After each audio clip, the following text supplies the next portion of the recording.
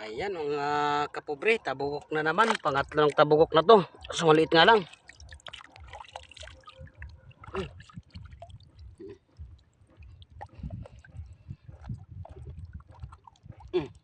Kailangan itong kagatin para mamatay. Baka pag nilagay natin sa timba to, magkatakas na. May nakuha na naman akong kinason, no? Laman siya na din to. Okay. Ayan. Ang dami. Okay. May lambay na naman tayo mga kapobre. Isang pirasong lambay. Okay na, nag-video na. Ayan mga kapobre, oh. Tabugok na naman. Mukhang malas tayo sa lambay ngayon. Tabugok, marami. Kailangan natin kagatin to para mamatay.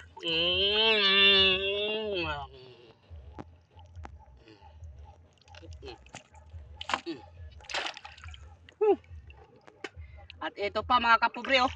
Dako ko na. Ayan, oh. Nagkatabi lang pala sila, eh. Yan. Ayan, oh. Ayan, oh.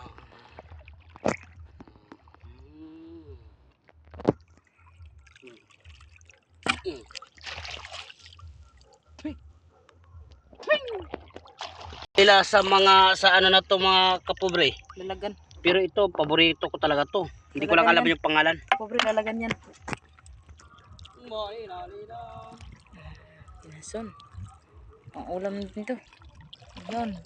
Mga kapobre, oh, may isda kami nakita, oh. Panain ng asawa kaya, no? Alit na ito. Pwede na yan. Ahoy! Hindi Wala ba tinamaan?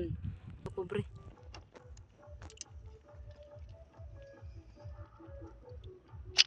Oh, Diyos! Talaga mga kapuri. Wala sa pulso. Pobre, paano yan? Mag-uwi na tayo kay manayawan pa tayo ngayon. Kuha natin mga kapobre, oh. Mga tabugok at Pwede na yan. 5 pirasong lambay lang yan. Ayo. Nakakita rin ako. Kapobre.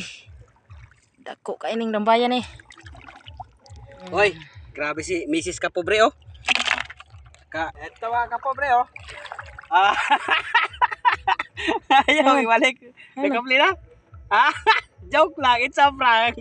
Ito yung mga kapobre, oh. Ayan, lampay. Yan, oh. 1 pieces lambay. Okay. Kapobre, oh, pahiga-higa pa yung isda mga kapobre, oh. Yan sa gilid ng bato, ayan, oh. Panada yun.